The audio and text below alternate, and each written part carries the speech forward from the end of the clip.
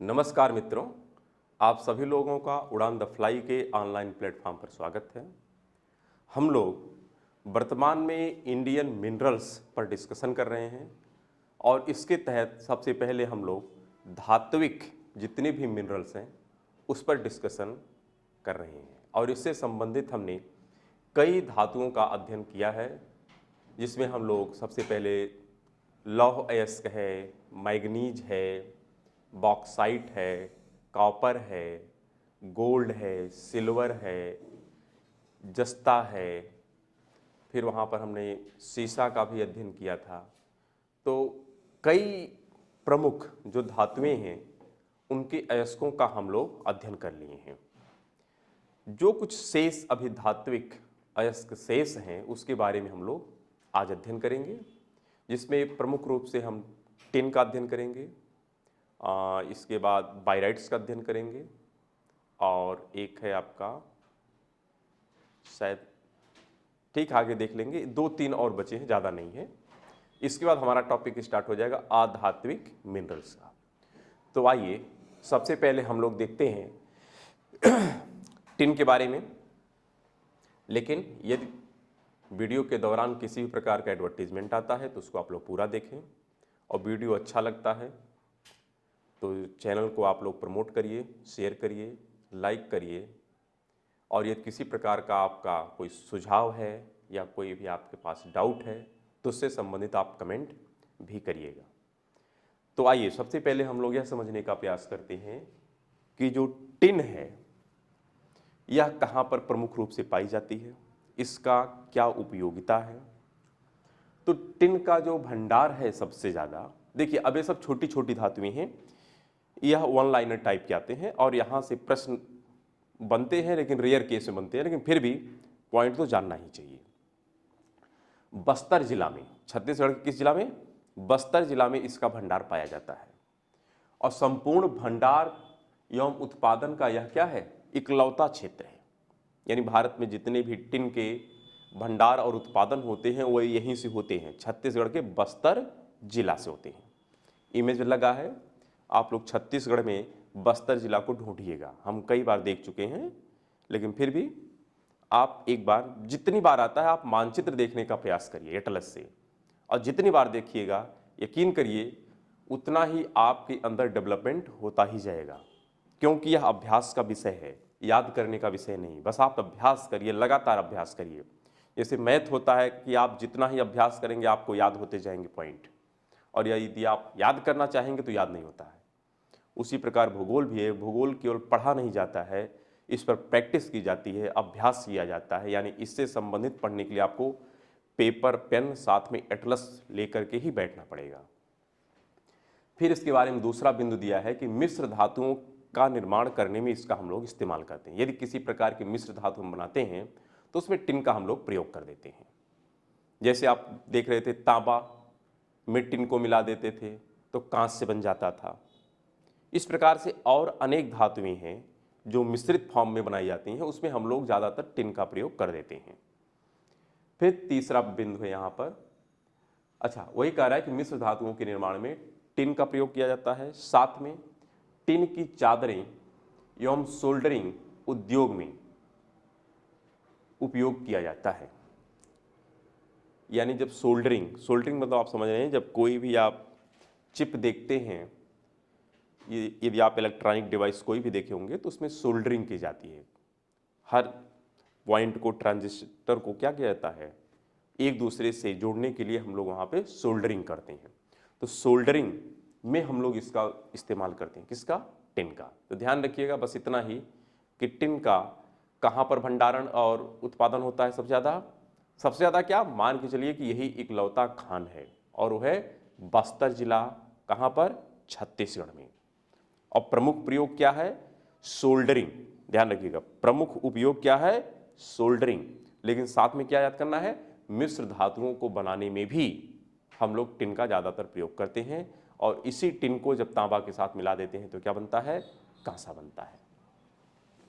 फिर दूसरे धातु पर हम लोग चलते हैं और दूसरी धातु है बायराइट्स। हमने कहा ये छोटे छोटे पॉइंट हैं, बहुत बड़ा ये स्लाइड नहीं है। जैसे तांबा है, लोहा है, मैग्नीज, उस तरह के ये पॉइंट नहीं है। और ना तो इनके उतने ज़्यादा भंडार भारत के हर क्षेत्रों में पाए जाते हैं।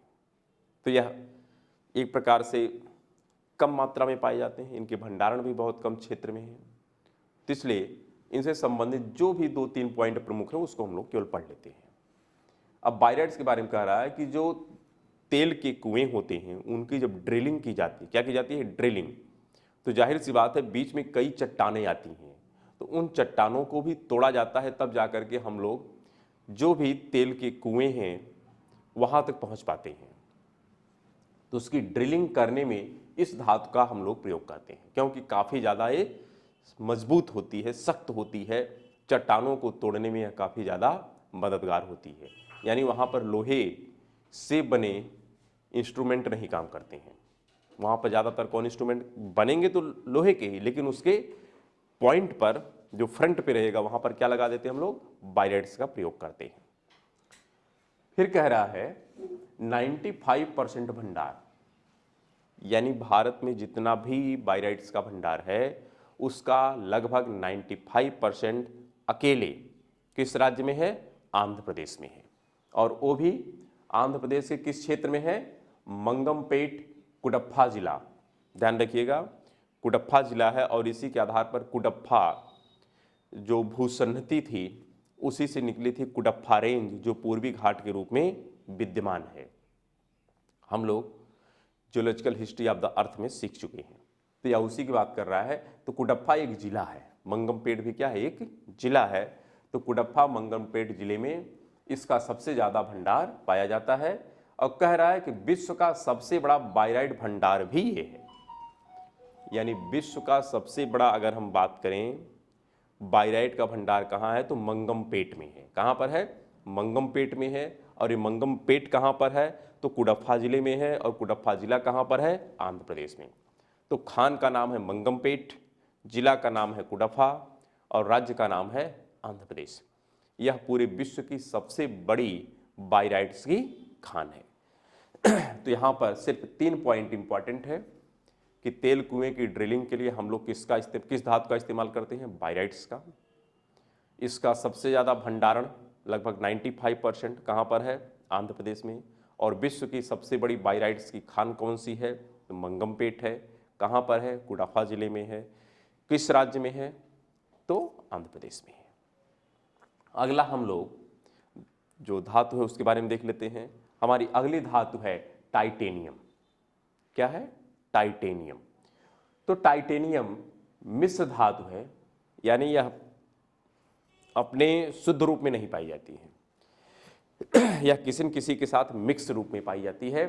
यानी ये जब भी पाई जाएगी तो मिश्रित रूप में ही पाई जाती है, प्योर अपने फॉर्म में नहीं पाई जाती है। इसलिए कहा जाता है कि टाइटेनियम मिश्र धातु है जो कारखानों में तैयार की जाती है, क्योंकि प्रकृति में मूल रूप में पाई नहीं जाती है। बेसिक है कि जैसे आप केमिस्ट्री देखते हैं तो वहाँ पर बहुत से एलिमेंट हैं जिसको मानव ने स्वयं तैयार किया है, वह प्रकृति प्रदत्त नहीं चीज़ें हैं।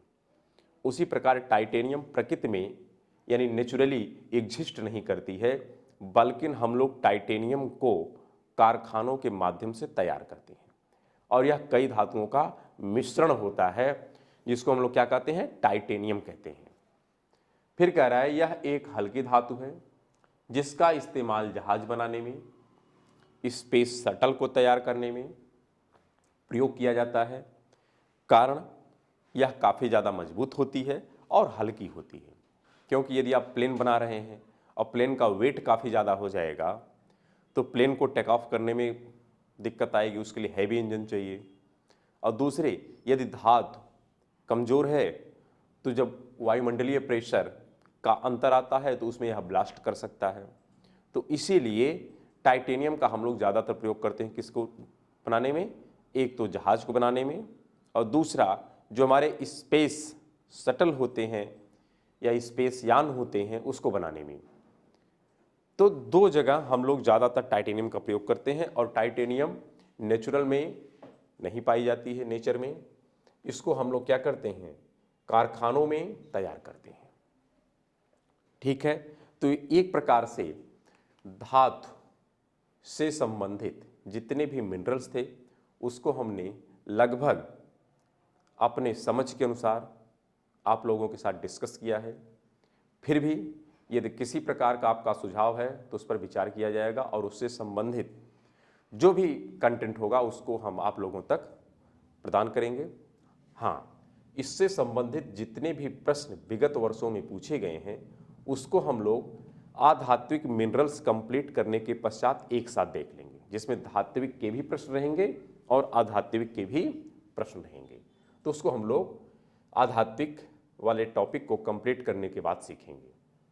तो ठीक है, हम फिर से मिलेंगे अब अगले टॉपिक में, और अगला टॉपिक हमारा होगा आध्यात्मिक मिनरल्स। ठीक है, तब तक के लिए नमस्कार, धन्यवाद।